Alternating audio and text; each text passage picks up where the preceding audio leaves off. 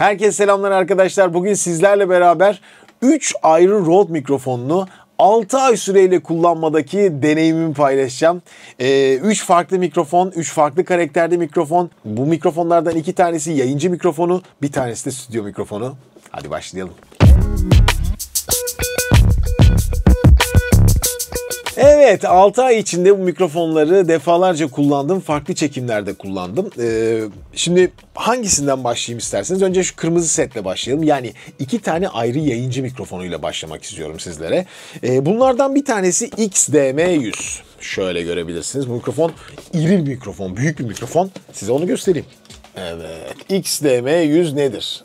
İşte XDM100 budur arkadaşlar. Bakın. Şimdi karşınızda XDM100 var. Rode'un yayıncılar için, özellikle podcast üreticileri için tasarladığı mikrofon. Oldukça iri bir mikrofon. Büyük bir jack mount'u var. Yani taşıyıcısı var. Ve mükemmel bir kolu var arkadaşlar. Bu kol efsane. Bunu size net şekilde şöyle göstermek istiyorum masada da. Rode'un bu kolu hakikaten efsane bir kol. Yani istediğiniz gibi dizayn edebileceğiniz, masanıza yerleştirebileceğiniz son derece kaliteli. Yani yayıncı ekranından baktığınızda da şöyle bir görüntüsü var. Size böyle göstereyim. Şimdi bu mikrofonun ve bu kolun karakteri ne? Önce size ondan başlamam lazım. Şu an duyduğunuz ses tamamen Rode'dan gelen ses. XDM100'den bilgisayara aktarılan ses. Bir kere bu mikrofondan uzaklaştığınız zaman ses epey azalıyor. Yani mikrofonun karakteri sesi sadece bulunduğu ön bölgede alan mikrofon. Bu nedenle işte yok bunların çıtırtılarıydı bilmem nesiydi. Bunları çok azalıyor. Dış bölgeyi dinamik karakterli olduğu için epey azalan mikrofon. Mikrofonun arkasından bir USB kablo çıkıyor. Gördüğünüz gibi USB-C yani Type-C tarzının bir kablo ve direkt bilgisayarınıza takıyorsunuz. O giriş de Type-C tarzında. İsterseniz ucunu değiştirebilirsiniz. USB de yapabilirsiniz ama karakter Type-C. Ve bu kablo işte burada gördüğünüz gibi şurada çok güzel kablo kanalları var. Bu kanallara yerleşerek şurada görebileceğiniz aşağı kadar uzuyor. Ve masanıza sağlam bir şekilde yerleşiyor. İstediğiniz şekilde ayarlayabiliyorsunuz. Kafasının yerini değiştirebiliyorsunuz. Bu bölgeleri yani sıkma bölgeleri falan gerçekten olağanüstü yapılmış arkadaşlar. Daha önce birçok Çin'den gelen kolum oldu benim. Hatta masada da bir tanesi olması lazım. Bu Çin'den gelen kollar asla bu kadar iri mikrofonları taşıyamıyor arkadaşlar. Yani görün küçük mikrofonlar takmak zorundasınız. Yoksa sürekli eğiliyor. Sıkarken çok çabuk kırılabiliyor ama Rode'un bu kolu benim bugüne kadar gördüğüm en etkileyici masaya takılan mikrofon tutma aparatlarından biri. Rode XDM100 bu şekilde. Ses karakteri bu. İçinden bir de program çıkıyor bunların. Bilgisayarınıza kaydedebileceğiniz size bir platform sağlıyor. Ben o platformu çok fazla kullanmadım çünkü ben direkt yani evde kendi kendime podcast kaydeden biri değilim. Çoğunlukla canlı yayın üzerinden ben bu işleri yapıyorum. Ve benim deneyim olarak en çok bu sürelerde işime yaradı. Çok tok bir sesi var gördüğünüz gibi. Net bir sesi var. Yaklaştığınızda böyle bir ses oluyor. Dediğim gibi hani buradan falan bağırdığınızda çok ses almaz ama genellikle yakın planda özellikle sesleri alıp arkadaki distortion'u, gürültüyü az alabileceğiniz, net sesiniz duyurabileceğiniz kaliteli mikrofon XDM100'ü ben çok sevdim ve bütün canlı yayınlarımda kullanıyorum arkadaşlar. Şimdi bunun haricinde sadece bununla bitmiyor. Direkt buradan bu şekilde de masanızdan da uzaklaştırabiliyorsunuz. Benim şeyimde de bu şekilde duruyor. Kablom da buradan geliyor. Bilgisayarıma giriyor. Bakın o kanallar da burada. Küçük mikrofon takma kanalları bakın. Şöyle. Bunlar da bakın şu şekilde tık diye bunun içine geçiyor. Böylece kablolarınız sarkmadan mis gibi akıtabilirsiniz aşağı kadar. Yani acayip keyifli bir şey. Benimki biraz çıkmış. Şuraya da mesela taktığınızı düşünün. Tık diye buraya giriyor. Kablo kutudan çıkıyor ve çok uzun bir kablo arkadaşlar. Ya çok da kaliteli bir kablo. Rahatlıkla kullanabilirsiniz. Dediğim gibi. Bu arada bu mikrofonu arkadaşlar kullanırken bilgisayarınıza taktığınız zaman zaten bilgisayar bunu bir ses kartı olarak tanımlıyor. Hemen bir ses kartı olarak tanımlıyor. Yani buradan üzerinde kulaklık çıkışı var mikrofonun. Onu da size göstereyim 2 saniye hemen. Mikrofonun üzerinde gördüğünüz gibi potans ayarı var. Bu tamamen kulaklık için arkadaşlar. Bu kulaklığın ayarı.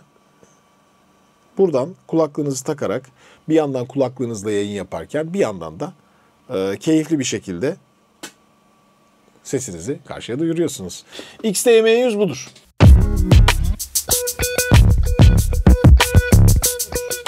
Daha sonraki mikrofona geçelim. Efendim huzurlarınızda Rode XCM50 ile karşı karşıyasınız. Peki bu XCM50 ile XDM100'ün farkı ne? Hemen. Efendim XCM50 burada. XCM50, şöyle arkasının önünü göstereyim size, bakınız. Gene bir Type-C girişi var, bir kulaklık girişi var. Bunu bu şekilde kullanıyorsunuz. Bir kere çok şık bir mikrofon. Bakınız. Size bu ayaklıkla geliyor. Abi ayaklık. Aparat her şeydir ya. Gerçekten aparat her şeydir. Çok şık bir aparatı var. Hemen karşınıza koyabiliyorsunuz masanıza. Şu şekilde yerleştiriyorsunuz. Tık. Bakın. Direkt istediğiniz yükseklikte ayarlayabiliyorsunuz vesaire. Evet, isterseniz böyle yapabiliyorsunuz. İsterseniz önünü kaldırabiliyorsunuz. Vesaire vesaire. Üstünden de topuz kısmında şurada tekrar bir ayarı var. Buradan bunu yukarıya aşağıya ayarlayabiliyorsunuz ve her şekilde kullanıyorsunuz. Şimdi bu yani XCM50'nin karakterine peki. Bu biraz daha farklı. XDM100 sadece sesleri önden alıyordu arkadaşlar. Bir de bu arada şöyle bir güzelliği de var. Şunun üzerinde bunu istediğiniz biçime, yöne hareket ettirebiliyorsunuz. Kendi sesinize odaklayabiliyorsunuz. XCM50'nin içinden de böyle bakın devasa uzunlukta bir kablo çıkıyor. Hakikaten devasa uzunlukta. Yani bayağı ya. Şöyle hesaplarsanız bir bakın. Şöyle bir bakın ekranda. Boydan boya yani neredeyse tutmuyor. 3 parçaya ayırdığınızda yani bu herhalde 2,5-3 metreye yakın bir kablo. Şimdi bunu bir takayım. Bu da aynen Type-C'den giriyor. Direkt laptopunuzda, bilgisayarınızda her yerde kullanırsınız. Type-C'den bilgisayarınıza taktınız. Şimdi bilgisayarınız rahat rahat tık diye hemen tanıdı XCM50'yi. Peki bir de XCM50'nin sesini biraz duyalım. Şu an XCM50'yi taktım. Biraz önceki XDM100'ün ses frekansı ayarlarında. Şöyle bir yaklaştırayım. Bakın. Herkese selamlar arkadaşlar. Ben Emre Yücelen. Umarım hepiniz iyisinizdir, keyiflisinizdir. Bir canlı yayında sizlerle beraberim. Genelde bunu zaten masanıza yerleştireceksiniz. Yani bu böyle dibinizde durması, yani podcast tarzı da çekebilirsiniz. Tamam, yaklaşabilirsiniz ama genelde masa mikrofonu tarzında bu. Yani böyle yayıncılar tam karşısına koyduğunda şöyle işte. Herkese selamlar arkadaşlar. Merhabalar, ben Emre Yücelen. Sesim size şu an nasıl geliyor bilmiyorum ama XCM50'nin sesini duyuyorsunuz. Güzel geldiğini düşünüyorum. Temiz geldiğini düşünüyorum. DJI ile arasında şu an DJI'den sesimi duyun. Bir de XCM50'den duyun. Bu birazcık daha buradaki gıcırtıları biraz daha alan mikrofondur. Yani XDM100'ün o sadece öndeki dinamik karakteri bunda yok. Bu biraz daha böyle geniş sesleri toparlıyor. Bu da kardioid aslında. Arkadan, yandan falan ses almıyor. Fakat önden sesi daha parlak alıyor. XDM100'de sesler biraz daha böyle tok ve toplu gelir. XCM50'de ise daha parlak, daha yayıncı karakterli. Mesela burada 2-3 kişi rahatlıkla konuşabiliriz. Aslında size şöyle bir örnek vereyim. Hemen gitarımı alayım.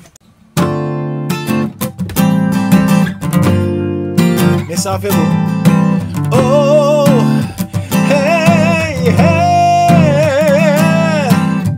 Lara XCM50. Duyduğunuz ses XCM50. Oh. Biraz yaklaştım şimdi.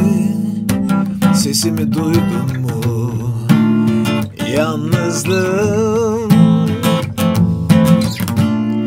kalbimde atan çok şeyler var. Sesimi duydun mu?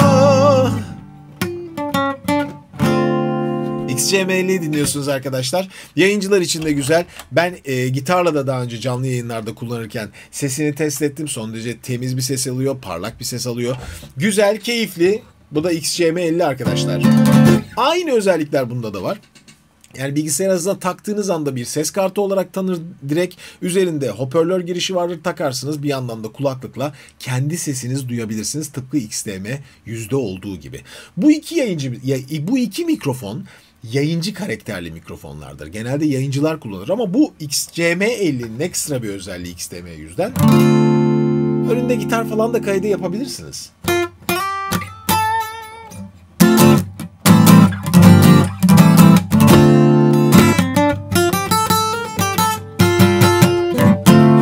Falan filan.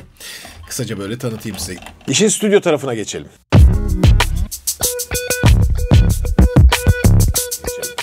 Rode'un o kadar çok mikrofonu kullanıldı ki bizim müzik dünyamızda gerçekten. Özellikle ya profesyonel kullanıcı için, yarı profesyonel için ve ilk başlayan için.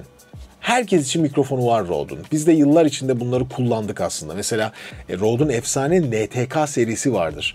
Çok güzel mikrofonlardır. Yıllarca stüdyolarda da kullanıldı. Kendine has bir sesi vardır Rode'un. Yumuşak bir karakteri vardır Rode mikrofonların.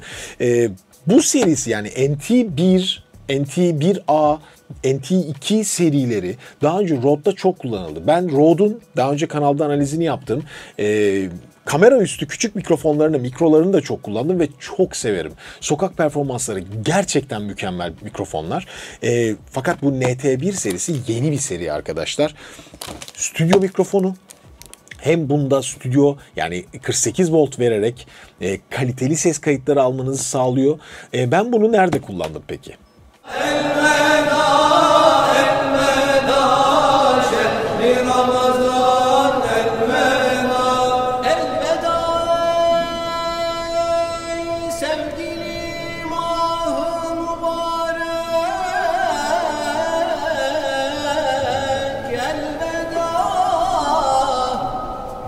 Şimdi Rode'un şöyle güzel bir kutuda geliyor. Kocaman bir kutunun içinden parçalar çıkıyor.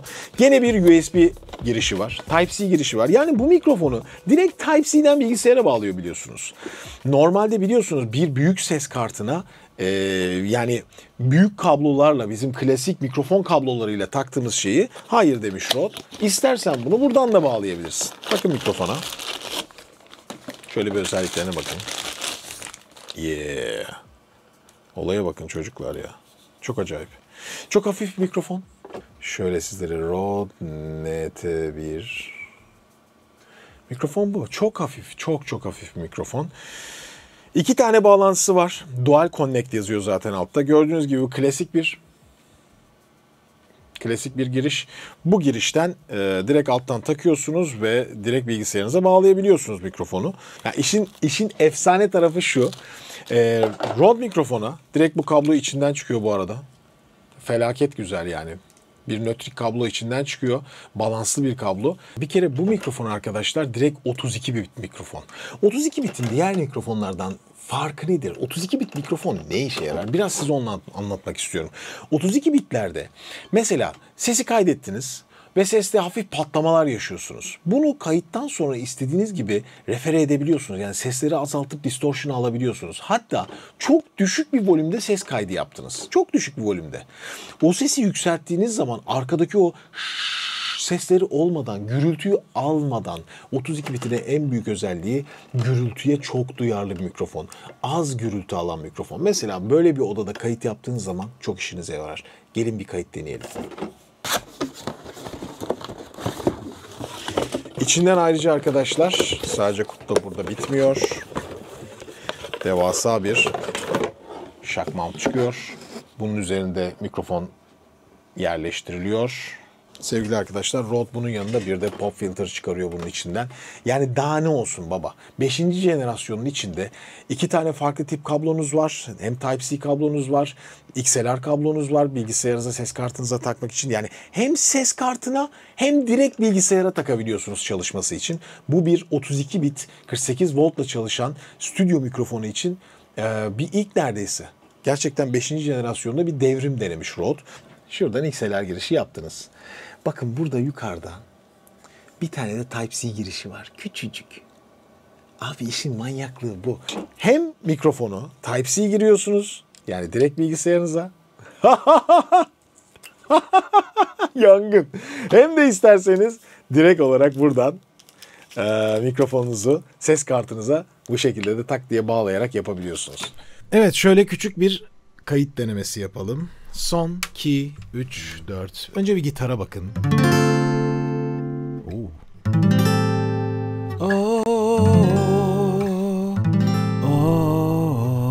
Mikrofon sesi bu şekilde. Son derece güzel bir sesi var gerçekten. Gerçekten tatlı bir ses. Bana kulağıma öyle geliyor. Biraz sonra duyarız, beraber de duyarız. Gitarla beraber.